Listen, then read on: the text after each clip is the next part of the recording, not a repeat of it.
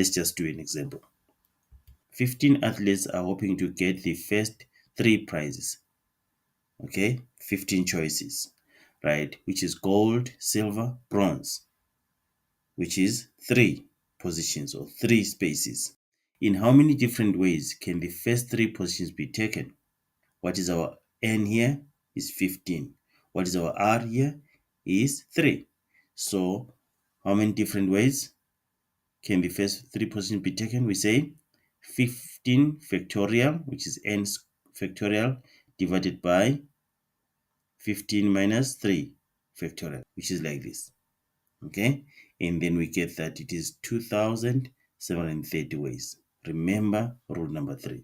N factorial divided by n minus r factorial. Okay, that is rule number 3 there.